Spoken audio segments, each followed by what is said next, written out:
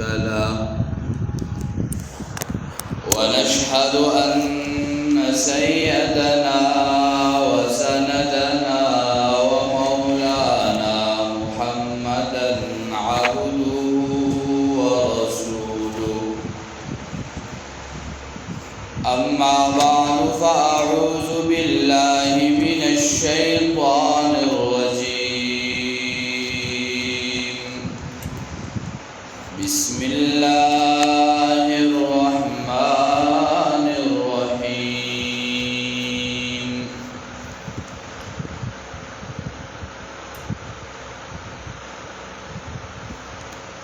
والذين آمنوا معه أشداء على الكفار رحماء بينهم تراهم ركعا سجدا يبتغون فضلا من الله ورضوانا سيماهم في وجوههم من أثر السجود ذلك مثلهم في التوراة ومثلهم في الإنجيل سبحان ربك رب العزة عما يصفون وسلام على المرسلين والحمد لله رب العالمين. زما عزتمند مسلمانانو عزتمند اوریدونکو حاضرینو منګه او تاسو ته معلومه ده چې د محرم الحرام میاشت هغه روانه ده په هغه کې د څو ورځو هغه تېرې شوي دي بلکې زمونږ د مسلمانانو په هغې کې یو سوچ او فکر چې په دې کې خوشحالۍ کول او په دې کې هغه وعدونه کول کویدنې کول دا صحیح نه دي ځکه چې په دې کې د حسین رضی الله تعالی عنه یوم شهادت شوه دی د دغه وجنا نو موږ وایو که موږ او تاسو سوچ وکړو هر میاشت د اسلام یو نه یو واقعه په هغې کې شوې ده شوال میاشت وګورئ په پنځم شوال باندې هغه واقعه شوې وه او یا پکې شهیدان شوي وو او په هغې کې سیدنا حمزه رضی الله تعالی عنه شهادت شوی و دغه شانتې د ذوالحجې په میاشت کې د عثمان رضی الله تعالی عنه شهادت شوی و من او تاسو ته دین او اسلام هغه د غم یو څو ورځې خاص کړي دي چې د غم وشي د هغې دپاره 3 ورځې دي د ښځې دپاره 4 میاشتې 10 ورځې دي بلکې دا نه دی چې ټول کال او سر به غمي غم بی نه بس 3 ورځې غم دی د هغې نه وروسته غم ختم شوی دی بیا د څو خلکو داسې وي چې هغه یو میاشت په هغې کې بس خپل دین او دا شروع کړي نور خیر خیریت وي څه خلک داسې دي هغه بله میاشت لکه د محرم الحرام میاشت روانه ده په دې کې دا څه خلک راوځي او دغه غم تازه کوي او د هغې دپاره جنډې او جلوسونه او بیا په هغې کې لا میاشت شروع شوي نه وي د صحابو سره بغض هغوی ته کنزل هغوی ته رد بدې دا شروع کی نو الله جل شانه د صحابه مقام ذکر کړی دی او الله فرمایي والذین آمنوا معه اشداء علی الكفار رحماء بینهم.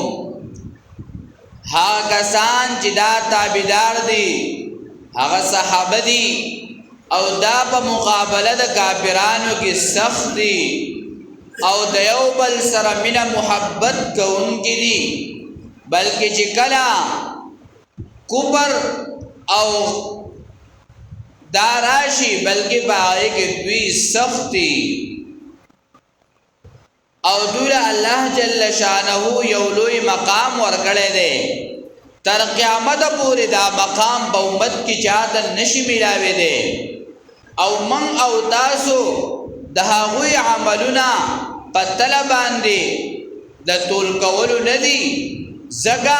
چې یو سړی او یا کال عبادت وکړي، اتیا کال عبادت وکړي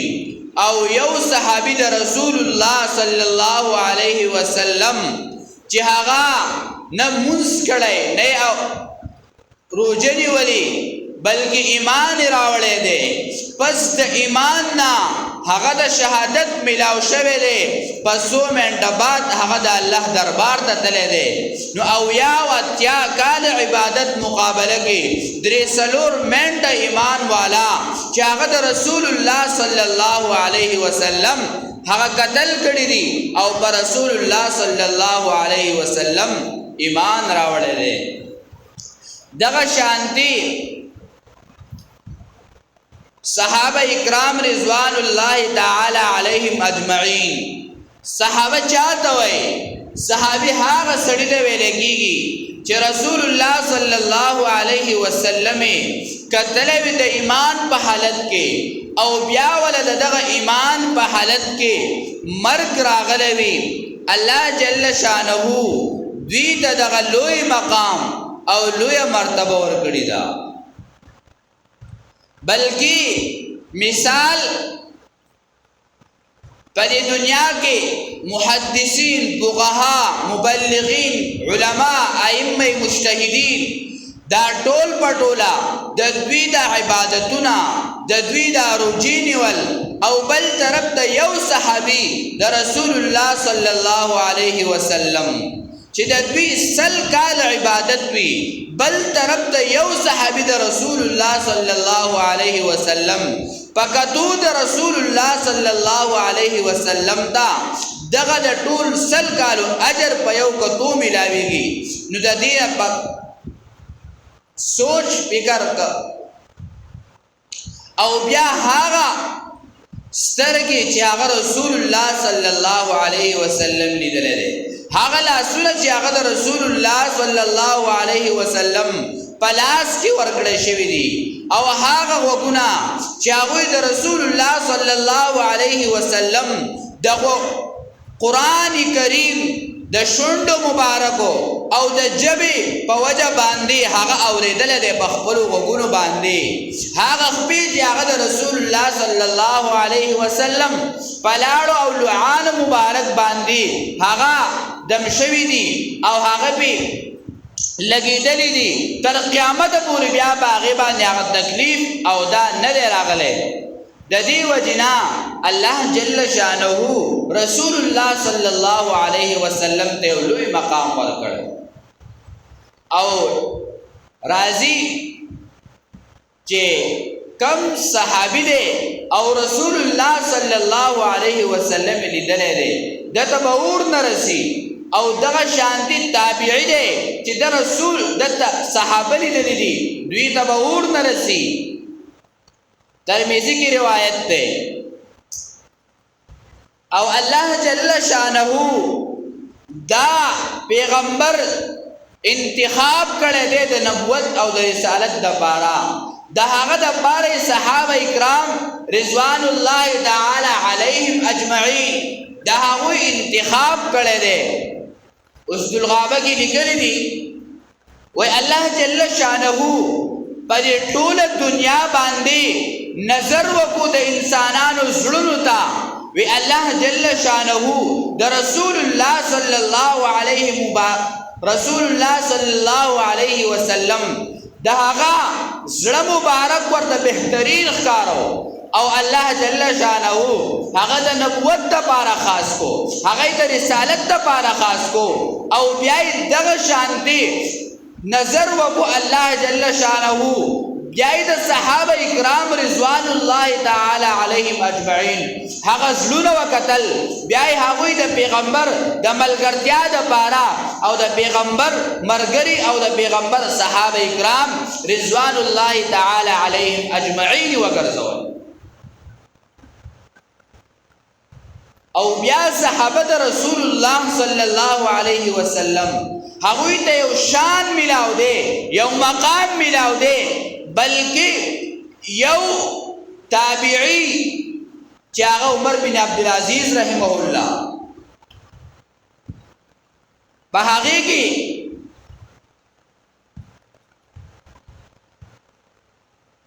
یو عالم واقعا ذکر کولا وی چې کله سړی واده کوي لور ورګي پکار دی چې خص الګ وګوري او خپلار وګوري یو سړی د خپل بچی د پاره هغه کور آبادی پکار دی چې د جنې وګوري او د جنې مور وګوري د دې یو پس منظر یو نتیجه دلته ذکر کړی دا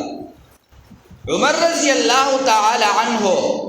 د شپې په لار کې گشت کوي یو کور مخې ته ورغی نو هغه مور دی خپل بچی ته وای چې په دې پيو کې وبا واچو هغه ورته وی بلې بچی ورته وی امیر المؤمنین موږ منع کړیو هغه ورته وی امیر المؤمنین بزان له خپل کور کې لہذا ترا وبو ته پي واچو وی د امیر المؤمنین رب خو ما او تا ګوري کنا چې کله عمر رضی الله تعالی عنہ دا خبره واورېدا وی د شپې په کور باندې نشان وکړو سحر لراغه او د خپل زوی د پاره د رښتې وینا وکړه وی ما دا جنې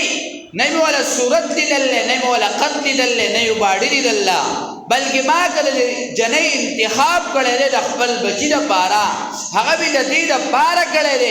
چې دا په دین کې او د دین په وجه باندې به انتخاب وکړو او بیا علما ذکر کوي چې د هغه په نزل کې الله جل شانه عمر بن عبدالعزیز رحمه الله هغه وجود تر اوسته او د هغه بادشاہی دا و زکات خلق راغل او هغه ته عرض وکړو و موږ زکات راغسته زکات اغستون کې څوک نشتا ای ویلار شي په دې پوج باندې ولګوي دا لخر د جهاد دی هغه ورته وی موږ هغه لمر کو داغو ضرورت پوره شو بیا راغلل وی قرضدار په چا قرض یا غوله ورګي وی هغه هم شول وی هغه خلکو له ورګي چې هغه نکاحونه نه شوي او د دې پیسې وسره نه د واده پیسې نه وی هغه هم شوي دي بیا ورته فرمایل وی لار شي تاسو علماء له ورګي هغه هم شوي دي وی ښا وی دې کار وکړي چې دا باقی پیسو باندې د سيزونه واخلې د قران او د دې غرونو په دې سرونو باندې واچوي چې زما په بادشاہت کې مرغۍ او د جنگل ساروي زناور چرته وږي پاتې نشي چې دا ټول هر ساغه وخوري عبد الله ابن مبارک رحم الله نه چاته پوښتنه وی آیا امیر معاویه رضی الله تعالی عنہ غراو کای عمر بن عبدالعزیز رحمه الله غراو هغه ورته وی ستا په جو دا خبره څنګه رااله دا تفصیل څنګه وکړو وی واورا خبره واورا وی خبره دادا د امیر معاویه رضی الله تعالی عنہ دا اس د خپل لاندې چې کوم دوړه ده او داغه د خپل راځوته شوی دا او د اس په سپېمو کې د نشوی دا وی هغه د عمر بن عبدالعزیز رحمه الله نه غوړه ده وی دا هغه د اس د سپېمو دوړه داغه نه غوړه ده بلکې صحابیت لا لوی خبره ده او داغه مبارک رسول الله صلی الله علیه وسلم فرمایي دا هادی دی او دا مهدی دی د بخبل هم په هدایت او نور د بم د هدایت د بار ذریعہ جوړي د دې وجنا د صحابه کرام رضوان الله تعالی علیهم اجمعین پدې میاشت کې تبرع شروع شي او خلک په میډیا باندې برملا کنزل کوي صحابه او ته ابو بکر صدیق ته دغه شان دی عمر رضی الله تعالی عنہ ته او دغه شیعاګان دوی دا خبره کوي که چېرته زموږ حکومت قایم شو العیاذ بالله العیاذ بالله من به عائشه رضی الله تعالی عنها د قبر نه راوباسو او دی له من کوړی ورکو ځکه دا د اهل بیت سره محبت او د نور صحابه سره دشمنی وای دا سلور صحابه دا مسلمانان او نور خو دوی مسلمانان نه تسلیمي بربلا په چوکونو کې کنزل کوي او د ایران په چوک کې په بورډ کې دا خبره دوی لیکلا چې په ابوبکر د لعنت وي او علما ذکر کوي چې کوم سړی د ابوبکر صدیق رضی الله تعالی عنہ د صحابیت ته انکار کوي دا سړی د قران نه انکار کوي او کوم سړی چې د قران نه انکار کوي دا کافر دی د مسلمان نشي کېږي د دې وجنا د صحابه لوی مقام دی لوی مرتبه ده رسول الله صلی الله علیه وسلم یو مرتبه د سورج نه لوګ لګیدلی و هغه راووتلو وېسم چې د ابوبکر صدیق خواله لاړ شم او الته د خپل رزق دا وسکم چې کتل ابوبکر صدیق راووتلو وی ابوبکر ولی راووتی وی د الله رسول الله راووستوا چې دوانه مرګري شو وی چې د عمر خواله هغه راووتلو وی عمر سره راووتی وی سره راووسته وی د الله رسول وی لوګي راوسته ما هغه وی خان نبی علیہ الصلوۃ والسلام نبی علیہ الصلوۃ والسلام مبارک دوانا یو ذکرل یو لاسی په عمر باندې واچو او بل لاسی په ابوبکر صدیق باندې واچو بلکې د ادب مظاهره غوي کولا هغه شاده کېدل نبی علیہ الصلوۃ والسلام دوانا را یو ذکرل خپل سینې ته او ورته فرمایل اے وی د قیامت په ورځ چې کله موږ د قبرونو پاسو اے ابوبکر تب زما د دې لاس لاندې اے عمر تب زما د دې لاس لاندې زګه چې هغه خپل مالونه راغستیو په نبی علیہ الصلوۃ والسلام باندې لګول نو نبی علیہ الصلوۃ والسلام فرمایل وی اے ابوبکر اے عمر وی ما ته یو صحابي بار بار اصرار کوي چې تاسو زما باغ تراشي تاسو زما دې زه تراشي چې تاسو د زړه ډوډۍ یو ورځ اکرام وکم تاسو د یو پروګرام وکم اے د الله رسوله بلکې واقعا مبسل هغه پریدو خپل نو صحابه کرام رضوان الله تعالی علیهم اجمعین تاسو په دنیا کې نن څوک وي یو طرف تسخر دی بل طرف تسخر دی په منځ کې رسول الله صلی الله علیه وسلم زوم دی رضوانو او کنن چا یو زوم په سخر لاس واچو کېږي چې غلاس پوریم دی وی چې دومره به وقوبه شو دا دومره بد ذات چې په مالا ساجي خو هغه صحابه دي یو طرف ته نبی علیہ الصلوۃ والسلام یو لاس په ابوبکر او بل لاس په عمر فاروق رضی الله تعالی عنہ باندې اچولې بلکہ صحابہ اکرام رضوان اللہ تعالی علیہم اجمعین ابوبکر صدیق رضی اللہ تعالی عنہ مبارک راضی بدا اللہ رسول زما یو درې کارونه ډېر وختي او ورته وی یو می دا ډېر وختي د الله رسول چې زتا ته ګورم او بل می دا وختي چې خپل مال می ټول بتاو لګولې او دریم می دا وختي د الله رسول چې تا می خپل لور د خپل زړه ټوکړه می تعالی درکړې پنیکا عمر رضی الله تعالی عنہ پاسه وی اے ابوبکر تاریخ شاوي تاریخ شاوي سالا خبر حق او سجدا خلک وای د دوی دیو بل سره بغضو دیو بل سره دشمنی وا نانا صحابه الله قران کې وای ستا تاریخ لیکلی دی ما ته قران وای رحماء بینهم یو بل بمنس کې د دوی هغه دوستی هغه محبت هغه دوستی محبت چا راوستیو هغه قران کریم راوستیو د دې وجنا نبی علیہ الصلوۃ والسلام هغه د صحابه سره ډیر محبت او ډیر مینا دی آیت کې الله فرمایي محمد رسول الله والذین آمنوا معه اشداء علی الكفار علماء ذکر کئی کہ لا الہ الا اللہ محمد الرسول اللہ دا لا الہ الا اللہ دعودا محمد الرسول اللہ پی دلیل لے علماء ذکر کئی کہ دا محمد الرسول اللہ دلتا دعودا والذین آمنوا معه اشداء علی الكفار داور دلیل لے یو طرف تا پیغمبر دے بل طرف تا پیغمبر آغا دا اصحاب صفاتونه دي یو طرف ته پیغمبر دی استاد دی بل طرف ته شاګردانو صفاتونه دي یو طرف ته مرشد دی جناب کریم صلی الله علیه وسلم او بل طرف ته مریدان صحابه رضوان الله تعالی علیهم اجمعین یو صحابي فرمایي چې موږ په لار تیریدلو موږ به د دې دشمنانو سره د خپل کپړو یو ځایوالی نه راوست د خپل بدن به یې ساتو او د هغې نه به لرې ساتو ځکه چې دا زموږ د دین دشمنان دي د دې وجې نه چې د دوی دا کفر دا ډېر زیاتو او ډېر زیات اوچتو صحابه کرام رضوان الله تعالی علیهم اجمعین چې هغوی له الله لویه مرتبه او لوی مقام ورکړی او چې دا د رسول الله صلی الله علیه وسلم هغه ملګرتیا یې کړې وه چې نبی علیه السلام فرمایي څوک زما سره بغض ساتي دا له صحابو سره بغض دی او څوک زما له صحابو سره بغض ساتي زما سره بغض دی او څوک دوی ته تکلیف ورکوي دا ما ته تکلیف دی څوک دوی ته کنځل کوي ما ته کنځل کوي او دوی ما ته کنځل کوي دا الله ته کنځل نو دا ورځې دا تاسو کتلې برملا صحابو د کنځل برملا د صحابو ګستاخیانې او یو پکې پرون ما واورېدو هغه وی چې علي رضی الله تعالی عنہ د ټولو انبیاو نه چوت دی دا د دوی سوچ او مرتبه ده زمونږ سوچ او فکر چې څنګه هغوی د خلافت ملاو شوی او اول ابوبکر بیا عمر بیا عثمان بیا علي رضی الله تعالی علیهم اجمعین دغه مرتبه باندې په دغه طریقه سره موږ محبت دغه صحابه سره ساتو ان شاء الله آینده د تفصیل د صحابه په شان اللهم ربنا